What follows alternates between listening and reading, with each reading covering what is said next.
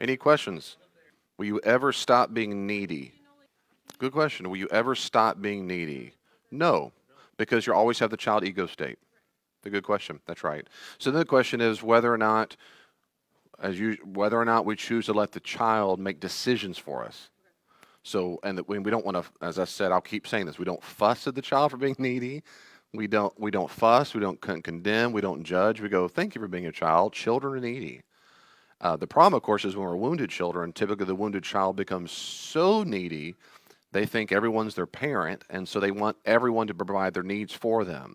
So, which means the adult ego state just kind of sits back here, and so do the parent and the side ego, and the wounded child just leads everywhere. Will you be make me happy? Will you be pleased with me? Will you be?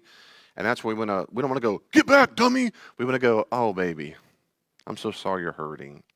I'm so sorry you didn't get those needs met when you were supposed to have gotten them met. I'm so sorry. It breaks my heart to see you try to get those needs that were supposed to have been met in childhood met by relatives or strangers or spouses or friends. So let's address that. Let me help you get those needs met now in healthy ways. Do you see we want to be so gentle and kind and gracious to the child who's doing what children are supposed to do. That's all. And so the child, like I said last time, and I'll keep saying it, it's good to repeat it probably, is say the child's needy. Sometimes a child says, I want to play. I am bored. I want to go to sleep. I'm tired. I'm grumpy. Those are needs, right? Leave me alone. I was singing that the other day. I was around. He's not up here, is he, Bennett? I was in there. Oh, not Bennett, but one of his kids. Now I'm blanking on his child's name, the youngest child. Abel, right? Not Roman, the one in the middle. Abel, right? Abel. So Abel was up there, and I think just someone was holding him. And I went up there, and I said, hey, and I just kind of went like that, barely touched his belly. And he looked at me and went, and I thought, again, if I came to him as a wounded child, I'd have crushed my feelings. He made an ugly face, and he's like, get off me. He had disgusted. Who and you? But instead, my first thought was, those are called boundaries. And no one had to teach him, no, don't touch me. I didn't hurt him. I didn't violate. I just went, I just punch him. It doesn't matter. He didn't want me to touch him because I'm a stranger. I thought those are boundaries. He has to be taught inappropriately that his body is mine and my property and that he can't say no because it offends me. And who does he think he is by saying no to me? That's all ridiculous and ridiculous. What he needs is to be protected, and he needs to be encouraged that saying no is completely appropriate. And so those needs, ideally, hopefully, he keeps those for the rest of his life. So, yeah, we will always be needy. That's okay to be needy. The question is whether or not we let those needs make decisions for us. When we want to let our child have his or her way, fine, but the adult makes the decision. Like I said, so there are times I'm like, I'm going to play. I've been working. My brain is tired. I need to watch a movie, play a video game, go on a walk, something, go play with the dog, something. And so if my adult goes, hey, I've got enough tasks finished. Let's go play. So, yeah, I'm needy. Yeah, that's fine. Sometimes I go, no, not yet. All right, got a job to do.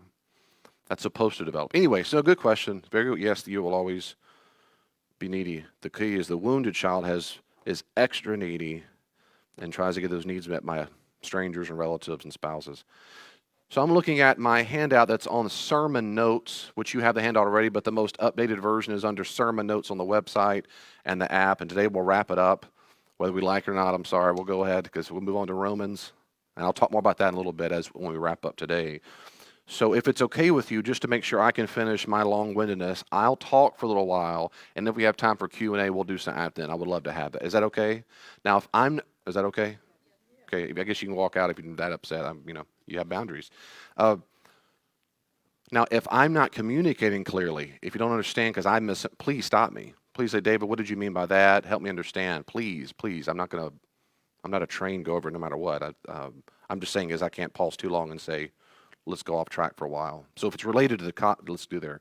So last week, remember wrapping up, that is the child, I'm on basically the last part of the whole study. And so that is when wounded children try to get their needs met by other grown-ups, and I talked about those different things. Let me start where I ended, and that is to remind you of the healing process that we're talking about today particularly. And I've been sprinkling and healing things throughout the study. And that is the child can get what he or she needs by the self, by Jesus, and by healthy relationships. And I'll remind you of that. That means your own self. Literally in David's mind, I talk to myself this way. Literally.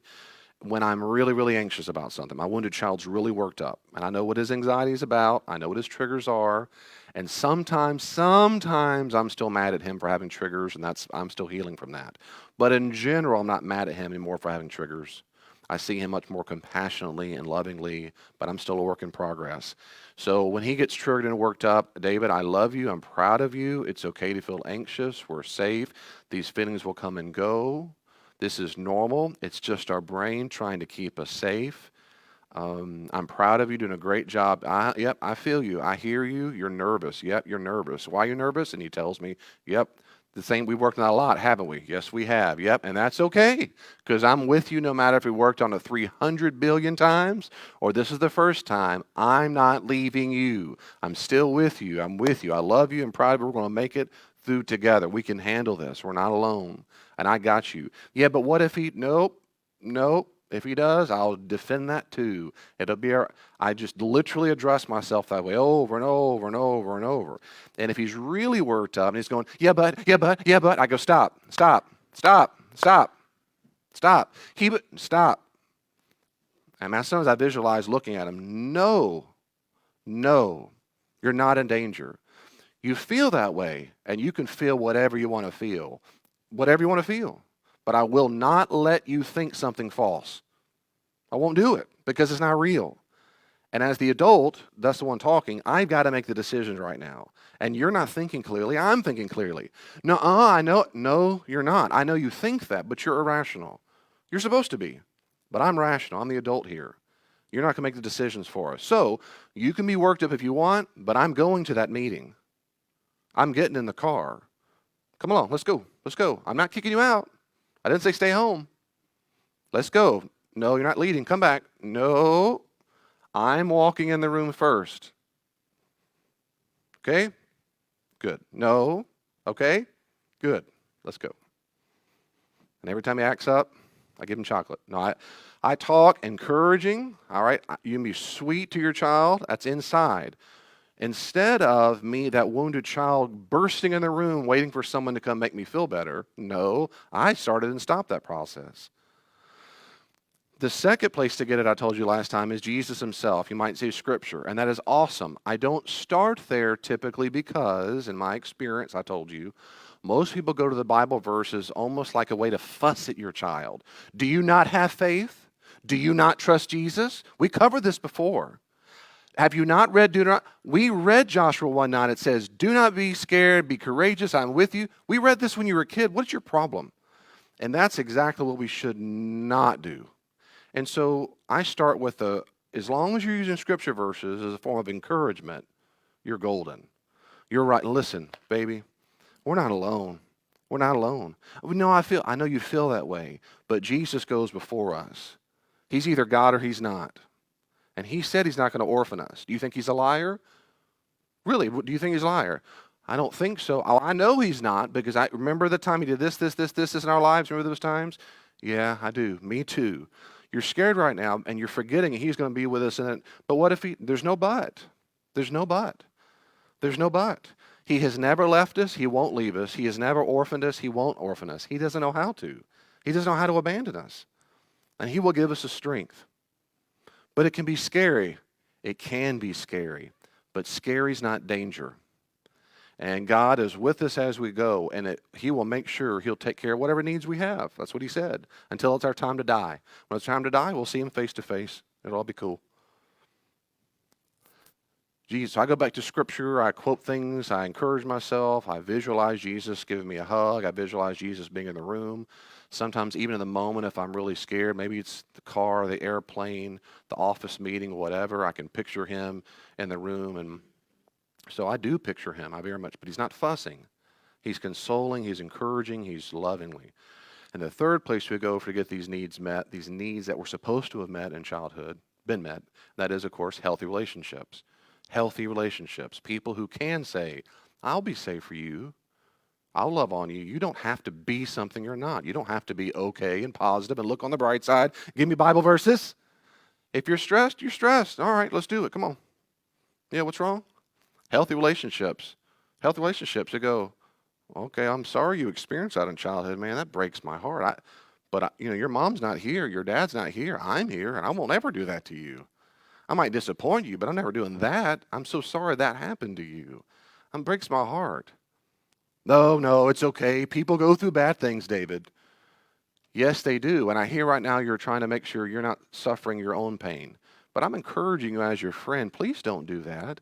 Please come to your own rescue. Please try to receive encouragement. That's nutrients that God designed us to have. Please don't block that. Well, you don't want to hear my problems. You don't know what I want, and I'm your friend. And yes, I do. And I'm here with you. Though you're struggling with this, I'm not going to abandon you in this because I know you're having a real difficult time because of your woundedness, and I'm right with you. I'm not going anywhere. Now, that doesn't mean I have to agree with all the thoughts you have. In fact, I think my role as a Christian loving friend is to make sure you don't think false things. So when I hear false nonsense, I'm going to call it false nonsense because someone's got to say it. And you won't say it to yourself yet. So when I hear you say things like, no one can be trusted, I'm a horrible loser, I'm so dirty because of what happened to me, every time I hear that, I'm going to challenge it and say, no, that's false. That's false. Please do not say that about yourself. No, that's false. No, that's false. I love you too much to let you say that nonsense about yourself. Don't say it. So healthy Christian relationships can really be that adult ego state and nurturing parent ego state that comes to your child's rescue. But notice I left that last, right? Because it's the self, Jesus, and whatever. Now, self and Jesus, in my opinion, go real close together. I do. I think they real close together. The healthy relationships are vital. I don't go there first in healing typically, not that it's always a sequence 1, 2, 3. I just don't emphasize that one first because in my experience, wounded children go there they're not thinking healthy relationship, they're thinking mama, daddy, or caretaker, come take care of me. So healthy relationship means find a rescuer. Find someone who will coddle me, someone who will come to my rescue and make sure I never feel negative feelings. That's not a healthy relationship. That's just an enabler. And then you become codependent. The healthy relationship who says, Jennifer, I love you for you, and like a wild bronco, you're going to try your best to knock me off. You're going to deny every compliment I ever give you and encouragement, and you're going to go, oh, man, I don't care. I don't care. I mean, I care, but I don't care. Because I'm not here to make sure you're happy all the time. I'm here to make sure you're healthy. And I want you to do the same thing for me. Now, right now, you might be in a state, I'm being hypothetical, Jennifer, where you might not be able to be that kind of friend in reverse to me. I'm still okay with that. Because if I'm going to be that for you, I want to say is, yeah, Jennifer's going to have up days and down days, and she's going to have false belief and true beliefs. I do hope down the road, maybe Jennifer or some other friends, they'll come and challenge my false beliefs when she hears them. But I'm not going anywhere. And every time she goes, no, I'm going to say, no. Stop shaking your head at me. Stop doing it. You're such a good singer. Stop shaking your head. What's wrong with your head? What's wrong with your neck? Why does it twitch every time I say that? It's a neurological problem. Every time I get a compliment. No, it's not. No, it's not. No, it's not. Now, if you don't want that, hypothetically, if Jennifer didn't want that, you're just going to be mad. That's why I said the wounded child wants rescuers. What she's going to hear if I'm saying those things, she will not be, and that's my next major point is, if she's not ready to hear it and doesn't want to hear it, she's going to make you mad, make you upset, because you'll start really tapping into a lot of grief, a lot of sadness, because part of you goes, he's right. He's right. I am blocking compliments a lot. Why am I doing that? Oh, he keeps saying I'm wounded. Oh, he's right. That reminds me of my child. It reminds me of this. It reminds me. Then grief wants to start coming up. Praise Jesus. Praise Jesus. She starts wanting to cry. That's healthy. It means the wounded child's now having a chance to get attention. Finally, someone's acknowledging the pain I went through. But scary if you're not used to that. But good friends are there through that process. Now, good friends aren't therapists. They don't have to be therapists. And they're not priests either. Tell me all your sins. Here's cognitive behavioral therapy. Those are maladaptive coping practices. No, that's not. Friendship is there to be a safe place as this process goes along. They don't have to even know what the answers are. It's just, I love you. Okay, talk to me. You want to cry? I got some tissue. I'll cry with you. Okay. You don't need to be something that you're not around me at all. I don't have all the answers. No one has all the answers. So healthy friends, so that's the healthy relationships part. There's more there, but I'm just giving you, summary clip. Does that make sense what I'm saying? So if you don't want to hear that, you won't like healthy friends, and that's why I'm encouraging you to do these things. These are three things: yourself, Jesus, and healthy relationships are very good. Very, very good. Now that's a quick review, but a little bit from last week I wanted to emphasize more. We were on the last few minutes of the class. So the penultimate footnote, Roman numeral, and that is they disallow their own needs because they feel guilty for having them. Wounded children, this is in general. In general, wounded children feel guilty for having needs. Why is that? Because their needs were vitiated. That means devalued, they were made fun of, they were avoided, they were punished by their caretakers. So I got to go pee-pee, right? Driving the car. Hold it! We just went 5 hours ago. Do you think that 2-year-old can hold her bladder? Do you really think she's doing that to spite you? To mess up your schedule? What are you crying about? You want something to cry about? How about a dad who beat me? You don't know what pain is. Buck up. Every single time, those legitimate healthy needs are vitiated. Come on. Nobody wants to hear all that. To this, I'm always trying to be as open as I can be. To this very day, I was just telling Lane yesterday, can't believe Illinois weather. It's so beautiful out there on the porch in the morning. I mean, I can't believe this. I grew up my whole life where you go outside and you're sweating instantaneously. It's like, this is amazing. Got to on an air conditioner. We're out there in devotional and talking and whatnot, and I said, to this very day, I still hear feel this false belief, and it's false, but I still don't fully believe it's false belief, that my brother taught me. He's different now, but back when he was younger, he was a bully, a bad bully to me. And he used to get so irritated if I told a story more than a few seconds. Come on, man. God, hurry up. You're taking forever. I hear that voice loudly every single time I speak to any person ever, including sermons. Sometimes during sermons, it's hard not to black out because I hear that voice so loudly that everyone in the room is going, God in heaven, will he stop? Thank you. Elaine said, baby, people come to, I don't believe that fully. I don't. I'm like, no. When I tell stories to people, even Elaine, I'll stop after a few seconds and she go, what? I go, I don't think you're listening. Why not? I go, I'm not fussing at you. I'm just convinced you're not listening. I'm looking at you. I'm saying that belief is so strong. I'm thinking you've tuned out and I'm just making you ticked off.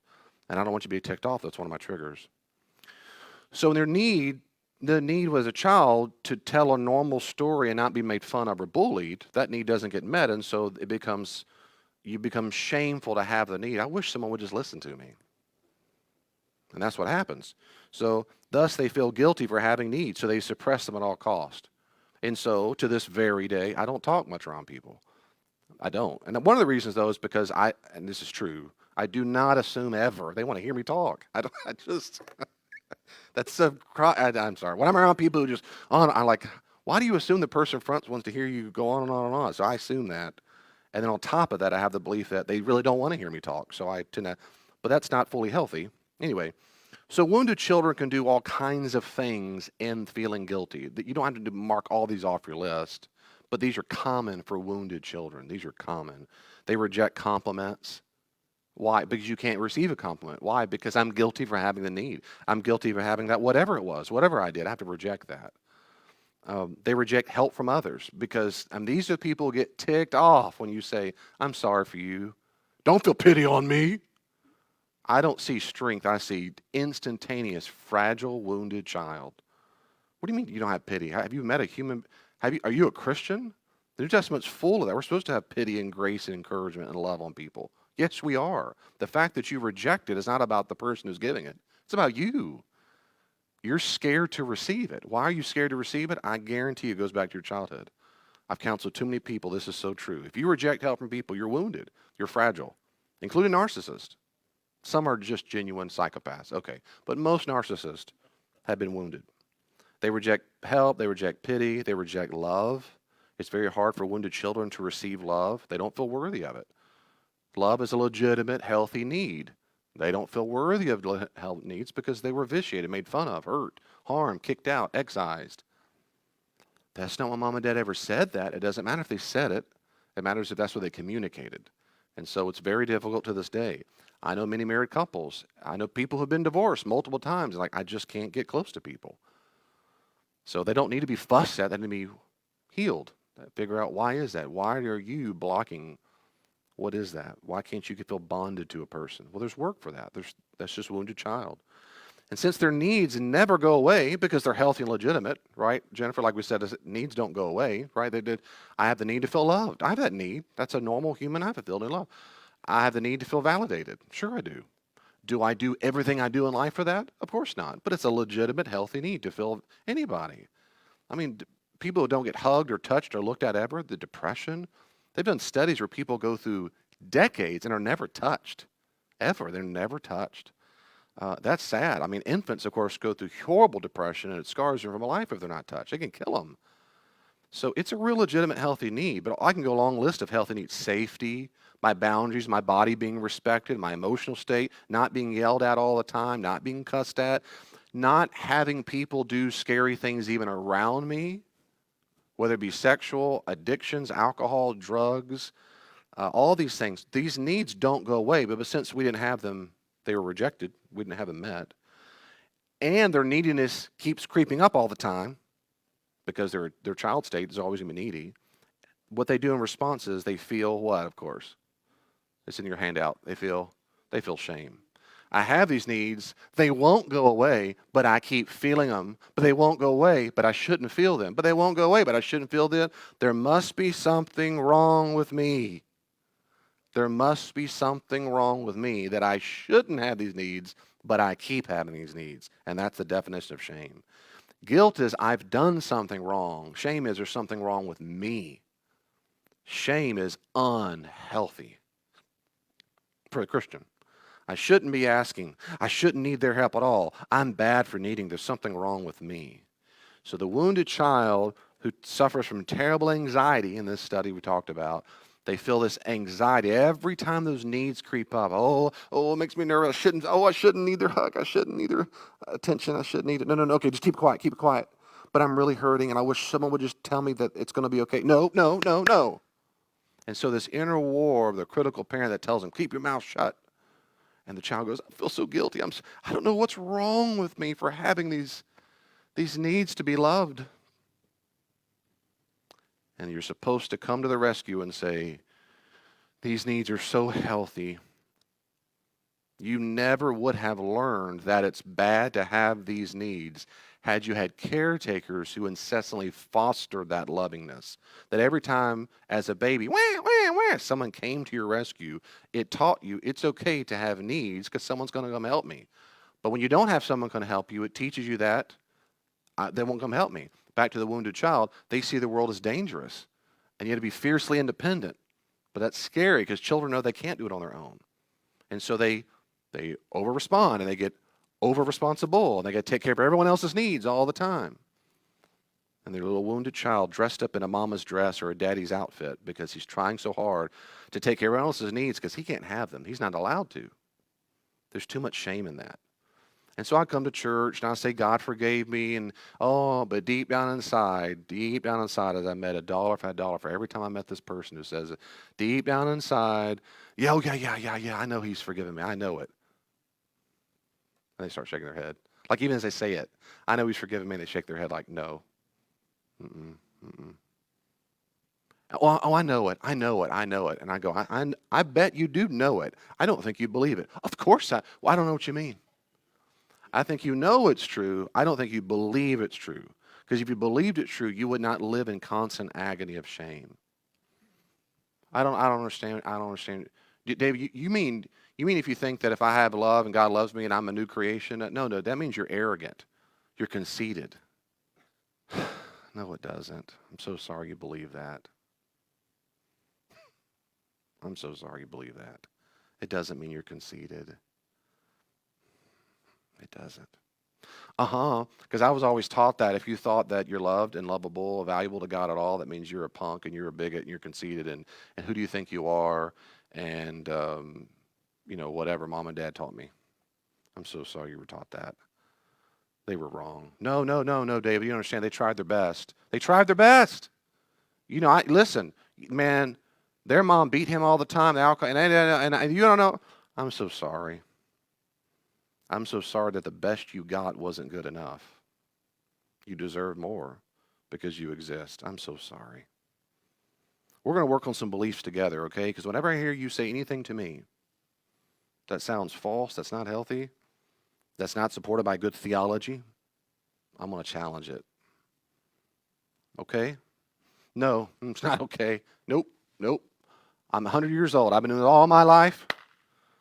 You don't understand. If I don't have these thoughts and beliefs, I don't know what to do with who am I then? Who am I? And then all of a sudden the sadness comes over me because finally a little wounded child starts to grieve and goes, someone's finally listening for a second. And it's probably like a 2-year-old level. And shut it down, shut it down, shut it down. Can't have needs. Here we go. Nope, stop drying it up. I can't cry. I can't because I can't. Let's talk about that too. We go on and on. This shame is unhealthy. It's blocking you up. And I'm going to here to rescue. I'm not fussing at you for being shameful because that's what your children do. All I'm saying is I am going to fuss at the person who told you those false beliefs because they're wrong to have done that. Regardless of their motivation, regardless of their background, you shouldn't have been taught that. And so I'm going to come to your rescue from now on. I'll be honest with you, wounded child, I don't have all the answers myself either. I don't, because you know what? I still kind of believe you when you talk. I'll be honest with you. Sometimes the things you say, I still put into practice. That makes me kind of mad. Not mad at you, kind of, not really though. Makes me more mad at the people who told us that. So what I'm going to do is, to make sure I'm trying to learn it right, I'm going to devour all the literature and videos and conferences and talks I can go to so that I will help us grow up and heal. How's that sound? Scary, I don't want to do it. I believe you, but that's why you don't make the decisions from now on. Because if we did that, we would do nothing, just be driven by fear. And that won't happen anymore. But I'm terribly anxious. I'm so sorry you're anxious. It's okay to be anxious. I'm with you even when you're anxious. You can feel what you want to feel. Take a deep breath. Take a deep breath. We're going to go exercising, get a massage. We're going to eat healthily, get some good sleep. We're going to help that anxiety come out of your body. But it's going to come back, and that's okay. Whether it comes and whether it goes, I'm not leaving your side ever, ever, ever. Do you understand me? In the meantime, I'm going to be journaling and this and this. And every single time you start to feel sad, I'm going to let you cry. I'm going to hug you and love on you. And I can't do that. I believe you. Not yet. Not yet. I can't do that. That's not true at all. You've not had a good time doing it so far in the past, but it's a new day. It's a new day. And so little by little, at your pace, you're going to see you can trust me to be a nurturing place on the inside. I can't do that. Everyone make fun of me. No, they won't. No, they won't. I will go to a deserted island if that's what it takes to help you grieve, because I will make sure that comes out. You're going to see from now on, we're safe. Moreover, I'm going to implement the things I've been learning through these books and videos and conferences and praying and journal. And over time, we're both going to grow up. We're going to learn so much together. Are you sure? Are you sure we can get better? I think so. I think so.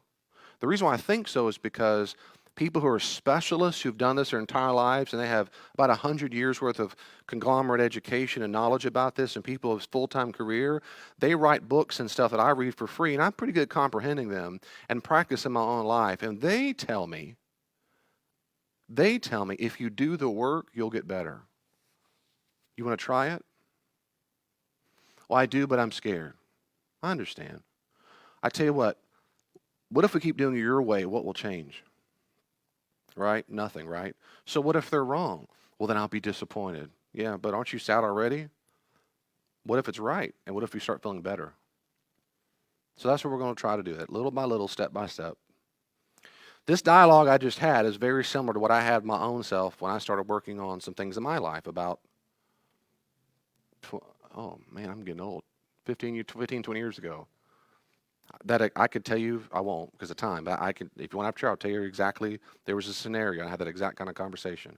It didn't last so long, but that's exactly what happened in my mind and heart. That's exactly what happened. So the child has needs. That's okay. Child's wounded. Child feels anxiety for having needs and feels shame for feeling the needs. And we need to come to his or her rescue and say, it's okay not to feel the shame. It's okay. But David, aren't we all sinners? Yes, we're sinners. Well, does that mean there's something wrong with us? Yes. But does that mean you're purposeless, value less, love less? No. Are you unworthy? Yes. Are you worth less? No. Why would Jesus die for a worthless piece of trash? So stop calling yourself that. Stop thinking that about yourself. I don't care what you were taught. You have got to come to your rescue and say, stop. Look at the cross. How else do we demonstrate, I love you. I don't love trash. You're lovable. You're not worthy of this. No, that's right. No one's worthy. It's called grace. I know it in 4 languages. That's right. No, you don't. You just not deserve it, but you're not worthless. The reason why you feel worthless is because of shame, and you need to get that out. And I'll talk more in a minute. Okay, so the last thing we'll wrap up with any question or comments you have about this. There's plenty of tissue around, so use all the tissue you want. Take deep breaths. I know I'm touching on some stuff. Take some deep breaths. And so your wounded child can heal. When I had adhesive capsulitis, this nickname is frozen shoulder. They don't sure what causes it, but stuff happens in your shoulder. And nerve endings or whatever get kind of frozen, not literally cold, but they can't move. Yeah, they can't. And so I used to pull the cord on a little push mower, and I'm sorry, Dustin, I cry. It hurt. I go, and it would hit the perfect nerve. It felt what I imagine someone ripping out a nerve with their hand or something, and it'd go limp, and I just tear. I mean, it hurt. So I thought, that's weird. Maybe I'm just, not sleeping on it funny. Sometimes I throw the baseball, and it would just go limp. And then finally I go to the doctor, and he's a specialist, and he walks out, and that's a kind of a funny story, too. Anyway, so he walks in and he goes, do this? I go, yeah. And he goes, yeah, you'll need surgery. I go, I mean, you can talk to me. He said, yeah, this is. I said, I have some motion. He goes, no. And he pushed my motion. He goes, now do it. And I went like this, instead of this. And he goes, I go, oh my goodness. He said, you were compensating. You were doing this. And he goes, yeah, you need surgery. And we go in there, we pulverize it, da-da-da. Okay, so after good physical therapy, I go in there, I get the surgery. While I'm completely under, they manipulate all the way back. They do some lasers and all this stuff. So I have a barnacle. I can throw 100 miles. I'm kidding. I don't. So I came back out. I was all swollen. And then I had to do months of physical therapy. You had 4 or 5 days a week. And you do, all kinds of stuff. And the worst part of the whole thing is when you're lying on a table, supine, on your back. And he's doing this. He's standing there and he's going for 30 minutes. And he'll lean into it. And then the next day it's a little bit more. And then a little bit more. And right now it's still tight. And it hurt so badly, I started giggling. He goes, what are you laughing at? I said, it's either crying or laughing. This is so painful. And he said, honestly, there's people all around this room doing, working on knee surgery, shoulder. He said, surgery's what I understand, shoulder is the worst. It's the most painful. Now it's competition. I go, well, I guess that's kind of good, but whatever. It hurt so badly.